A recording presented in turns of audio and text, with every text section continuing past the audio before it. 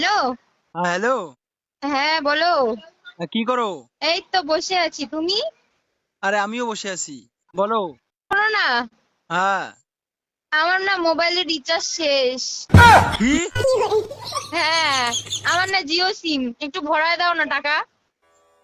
আরে অন্য আর কোনো সিম নাই? না, জিও সিম। আরে এয়ারটেল ভোডাফোন আছে কি? এয়ারটেল ভোডাফোন ওসব আমি ইউজ করি না। জিও জিও। তোমার বাড়িতে কারো বিএসএনএল আছে? না, কেন? আরে বলো তো কি হয়েছে, আমার না ফোন পে অ্যাপ দিয়ে এয়ারটেল জিও ভোডাফোন এইসব রিচার্জ হয় না, শুধু বিএসএনএল রিচার্জ হয়। কি বলো, তোমার কি মাথা গেছে? আমার মাথা যায়নি, হয়তো তোমার মাথা ঠিক নেই। কি? হ্যাঁ। সরাসরি বলে দিলেই হয় মোবাইল রিচার্জ করে দিব না, এত বাহানা কিসের? হ্যালো। হ্যালো, আমি কি বলি শোনো। হ্যাঁ। যদি তুমি এই সম্পর্ক রাখতে চাও, হ্যাঁ। এখন থেকে তোমার মোবাইল রিচার্জ তোমাকেই করতে হবে। কি বললে? হ্যাঁ, তুমি যা শুনলে ওটাই। আমি টাকা কোথায় পাবো? সে তুমি টাকা কোথায় পাবে, আমি কি কি বলবো বলো। আগে তাহলে কিভাবে রিচার্জ করে দিয়েছিলে?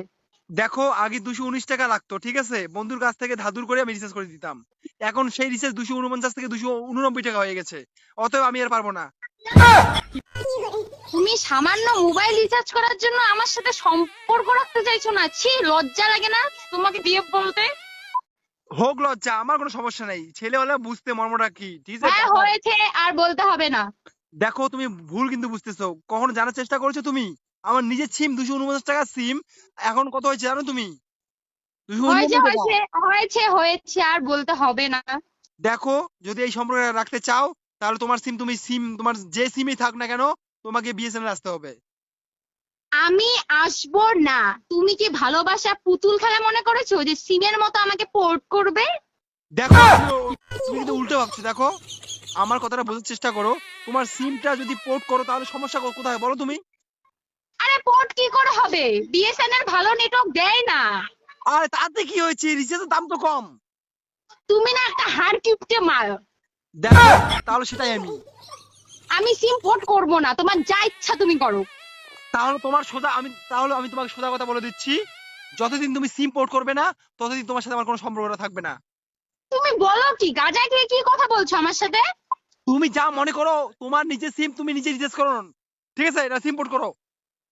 ফোন রাখলাম, বাই, ব্রেকআপ। কিসের breakup? আচ্ছা, ফোন রাখছো, দাঁড়া, একটা শেষ কথা বলি। কি কথা? তুমি কি আমাকে ফোন ফোন না করে থাকতে পারবে? হ্যাঁ, যদি আমি সিম রিচার্জ করে না থাকতে পারি, তোমাকে ফোন না করেও থাকতে পারবো। Good bye. এই, তুমি ফোন কেন কাটলে? হ্যাঁ, তোমাকে। এই, তুমি আমাকে একদম ডিস্টার্ব করবে না। ফোনের মধ্যে রিচার্জ করে দিতে পারো না, প্রেম করতে আসো? লজ্জা করে না তোমার? আরে আমি বলছি যে রিচার্জটা তুমি তুমি করবে। একদম চুপ করো না। আমি আমি তোমার এই এই সস্তা ভালোবাসার জন্য সিম পোর্ট করতে পারবো না। আরে বলছি তুমি। তুমি সামান্য রিচার্জ করে দিতে পারবে না, আমাকে বলছো সিম পোর্ট করতে? কিরকম ভালোবাসো তুমি আমাকে? আমি কখনো বলেছি তোমাকে আমি ভালোবাসি না? ভালোবাসি, শুধু তুমি না, সিমটা পোর্ট বাসো না। করবে। যদি বাঁচতে তাহলে সামান্য 50 টাকা বাড়ানোর জন্য সে আমি রিচার্জ করে, মানে রিচার্জ না করে দিতে একদমই চাইতে না।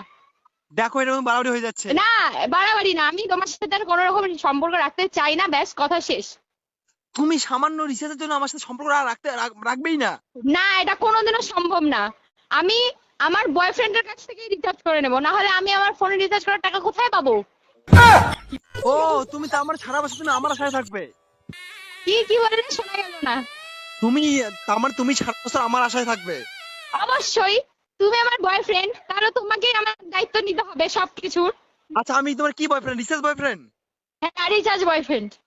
বালের আর বয়ফ্রেন্ড। আমি আমি তোমার সাথে ব্রেকআপ, বাল।